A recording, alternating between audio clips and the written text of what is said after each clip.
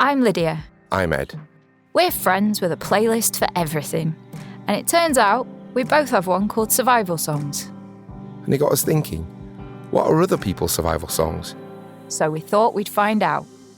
Welcome to Survival Songs, A podcast where each episode our guest tells us about a song that gets them through the best and worst of times. sensitive topics might be discussed. So look after yourself. The show contains portions of copyrighted material. We'd love for you to support and celebrate the artists by streaming, downloading and buying their brilliant music.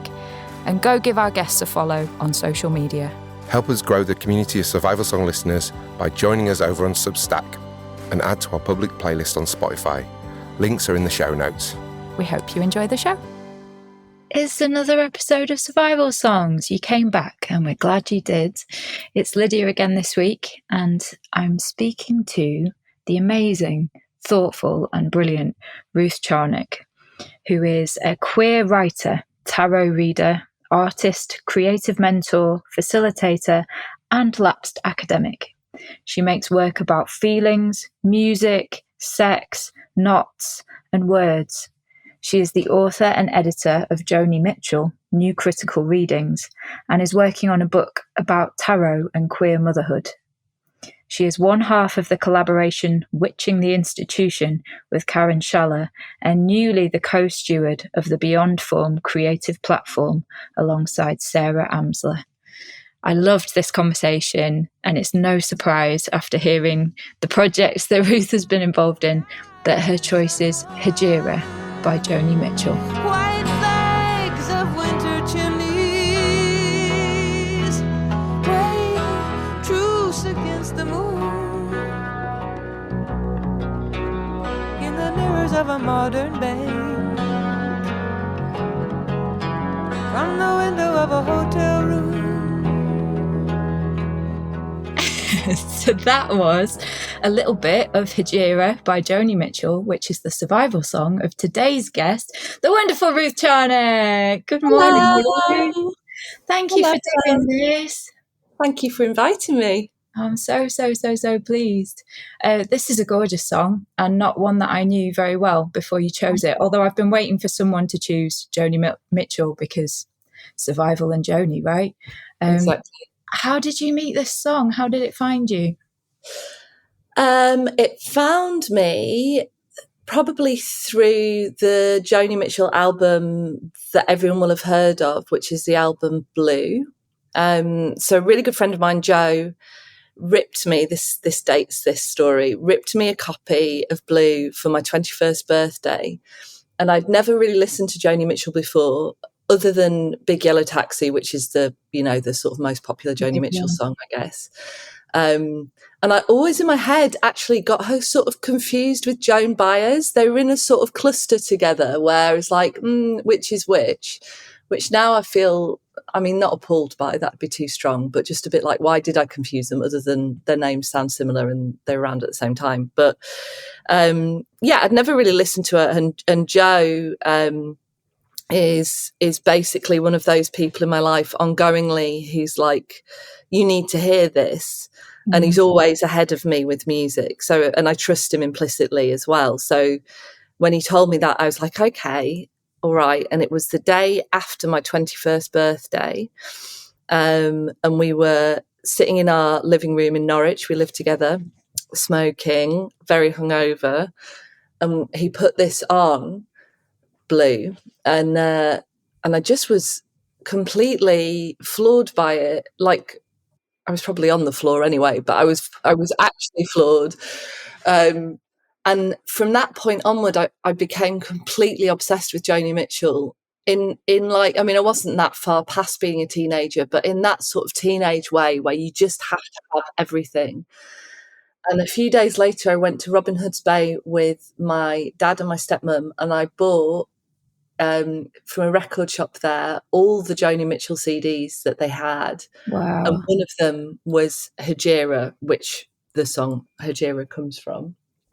So I guess I didn't come to this song sort of in and of itself. It was part of a longer process of discovery and an exploration of Joni Mitchell. But you know, as I think with any musician that you listen to over a long period of time, which, you know, now I've been listening to her for, well, exactly 21 years, actually, which is a bit weird because I'm 42 now. Wow, it's the halfway point. Yeah, I know. Towards what, though? Oh, God, which is kind of what the song's about. It's kind of what I didn't mean the halfway point of life. Goodness me, that would be bleak. No, I meant she's been with you exactly half your life. Oh, yeah, that's much less morbid a reading. I'm not afraid of going there, just not where I was going. We're going to have to go there because it's a song about death apart from anything else. So we're going there. But, yeah, I think, yeah, so I've had a lot of different favourites, different phases, you know, returns back to songs, returns back to albums. Albums have had different significances over time. But this one's stuck. It's lodged and it's stuck in a way that others are in. They're all in there. Like, I don't want to, you know, like, I don't want to choose a favourite, but if I had to, it would be this one. And this one certainly, like, it endures. It's also about endurance, but it has endured. Like, and it's the one. If I had, you know, 3 minutes and I needed to listen to Joni Mitchell, it pretty much would always be the one that I'd go to. My question was going to be, when did it sort of pull away from the crowd? But it sounds like that's not the way it happened. It sort of, it came back to find you at the right time. When are you playing this song? I think I go reaching for it at moments where I need to come back to myself, which is quite a broad, that could be any number of moments. All day, every day. Yeah. Right now, in fact, let's just stop this and put it on, please.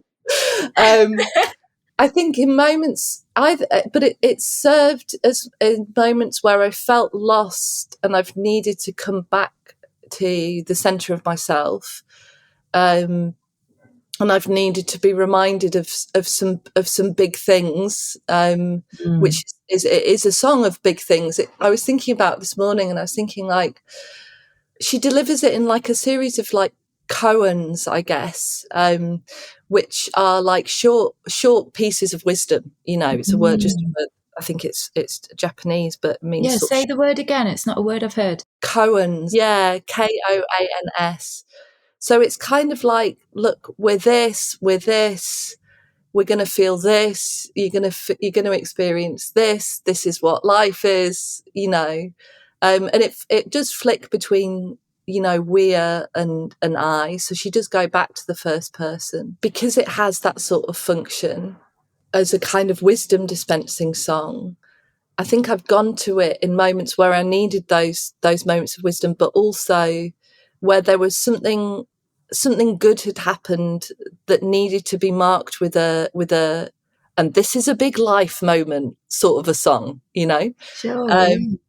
So I think when I've got a really distinct memory of getting my first studio space, which was a really big deal for me because I was working as an academic in a university. I really didn't want to be working as an academic in a university. I really wanted to be free of that and to run away honourably, which incidentally is what Hejira means. It means to leave, or to leave, but to run away rather than just to leave, but to leave with honour, you know. And that was my relationship to academia at the time, was I didn't want to feel like I was fleeing it, but I knew that I needed to leave. And what I wanted to move towards was life as an artist.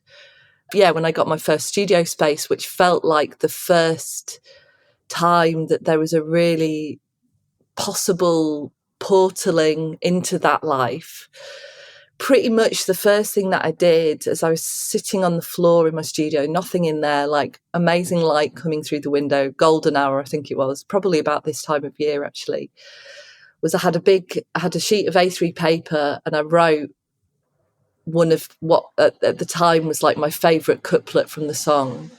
It never has been easy, whether you do or you do not resign, whether you travel the breadth of extremities or stick to some straighter line. Whether you do or you do not resign, whether you travel the breadth of extremities or stick to some straighter line.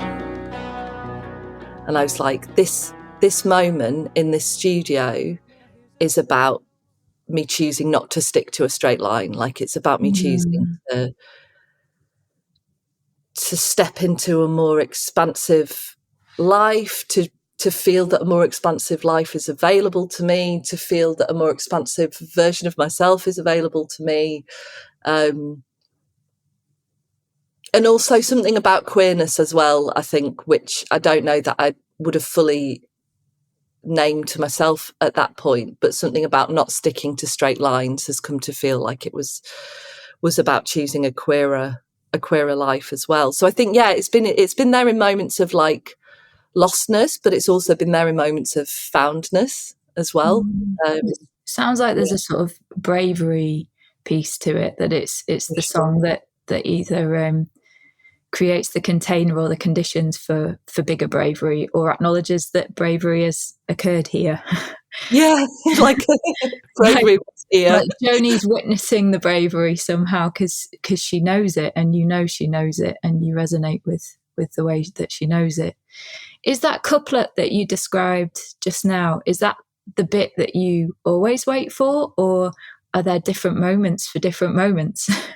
I'm really interested in how this song, it doesn't have a chorus, does it? It's a story. It rolls, it rambles. She's a rambling woman. It feels like travel. It's about travel. So I wonder if there is a bit for you, which is one of the questions that we ask, or whether it's different bits for different days, different years, different eras. So I think at the moment, the line that's more lodged in me, or I don't know if I think I wait for all of it. Like, all of it, I'm just like, oh yes, Joni, yes, that one.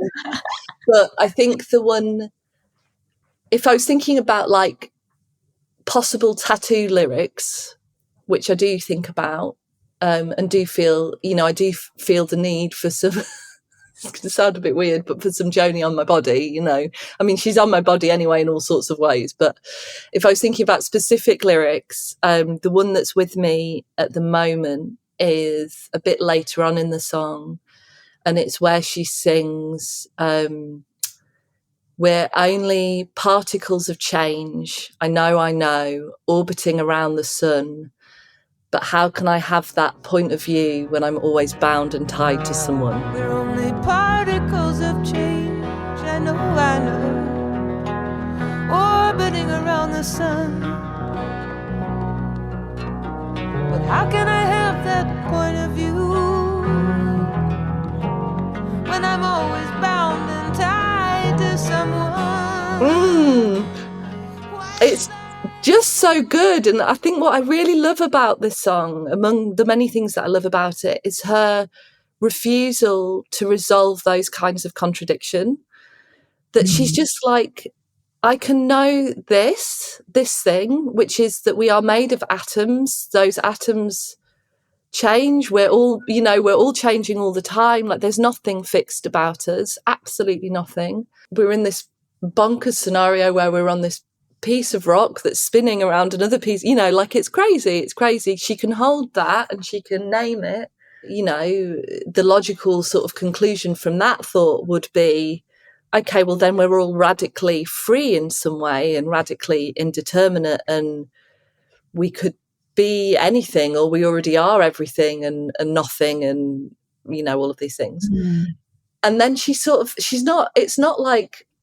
it's not an anticlimactic move or a kind of undermining move, but in the second part of that statement, she's just like, but I'm always in love with someone, or I always fancy someone, or there's always someone that I'm desiring, or that I'm leaving, or that we're not free.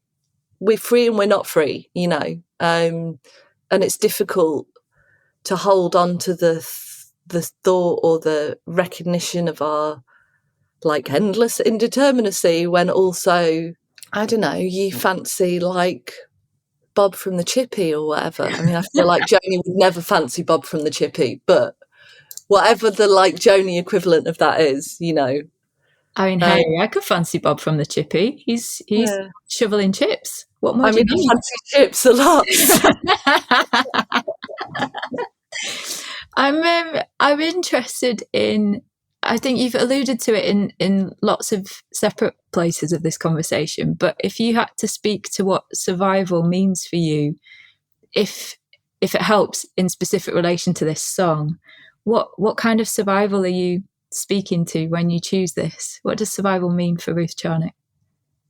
I do think that it is something to do with what I just said in the last part, which is about living with and in contradiction and in the space between two thoughts or the space between feelings, coming to realise that the way to survive is not to push yourself or others into resolving the irresolvable. Like, that's what it means to survive, is to hold the holes of things as much as possible, and that building capacity for life. And by that I mean like letting as much of it in as you can bear, and then letting a bit more in, has to be about allowing for the complexity and the contradictoriness of it. It has to be, because that's the only way that we can let as much of it in as possible, and in letting it in, we're letting ourselves in. And what it means is not to kind of exile parts of yourself in service of having a clear or cogent self-narrative, is not to do that. You're right. Yeah, if this was a video medium, you would see me gurning at this point. I am pulling for this. Is just no, but I feel you, and you're just articulating it so beautifully. I'm just I'm doing some deep listening, but you just just writing me out to the crowd. I think that's what it is. I think that's my take on it. I think that's what survival means. I think every time that I felt that I couldn't or wasn't surviving, and I mean that, I'm not using that as a in a figurative way. I mean, like, actually in those places, what has been happening usually is that, like, I've been killing parts of myself, or I've been allowing other people to kill parts of myself. That has. But I think that's the key. But this sounds like a rare song to me that speaks to the dark days, but is the same song you would reach for when the days get lighter, or when the parts are being regained. And I think it's quite rare that it's the same song that does both things. Agree. Yeah, I mean, I just feel like it contains everything. I think because she plays with scale so much in the song, yes, in a musical, the musical sense of scale, like, her tunings are always bonkers. I love that about her, like, that she's always looking for notes in between notes, like grace notes, this sort of thing. But in the song itself, lyrically, she plays so much with moving from the particular out to the universal, back to the particular, and showing us the correspondences between those things, and how easy it is, that they're not distinct from each other, that we can move and we should be moving always between those two places, like the individual and the universal, and realizing that they're indistinct from each other. And I think that's what makes it feel like such a capacious song for me, that, yeah, like you said, does have the capacity to kind of hold me, whether I'm in, like, the depths of despair, or whether I'm, sitting in an amazing patch of sunlight on a studio floor, feeling that my life's about to take a turn for the better, Yeah. Yeah. And we've had a lot of people talk about, I think, the sort of running theme of these conversations is that the song that's chosen connects the person either with other people or with themselves. And this sounds like sort of both and for you. It's yourself as you are. It's yourself as you would wish for her to be. and it's everyone and everything, which is, talk about capacious. That's about the widest song I can imagine. Thinking of Letty McHugh's Wide Dancing, this is just a wide song. And it's a wide song for her as well, for Joni Mitchell as well. Like, that's what I think she's like. It's a song about her being within her own temporalities and like the layers of her own temporality, you know, where she's like, she models such honesty with herself, you know, about her ego, about what it wants, about like her inconsistencies. It's never like Joni is great, you know. There's something so, I don't know, it just makes me feel very safe around people who are honest about themselves, you know. For me, I'm just like, oh, good, like, thank you, because it gives you permission to have that relationship with yourself and with other people. I've absolutely loved every scrap of this conversation. Thank you for saying yes. Thank you for saying yes early in the morning. Thanks for breaking my heart and putting it back together again in the space of 20 minutes.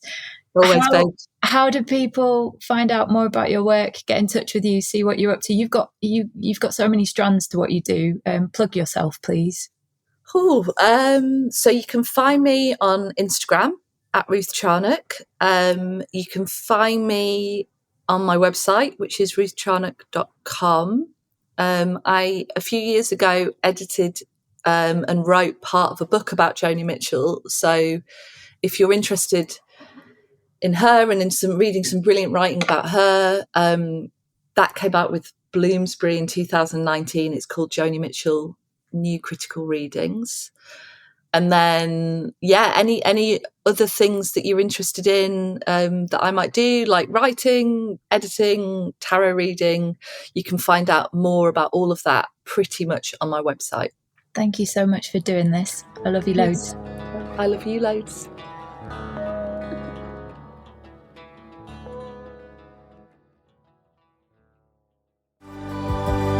We really hope you enjoyed the episode.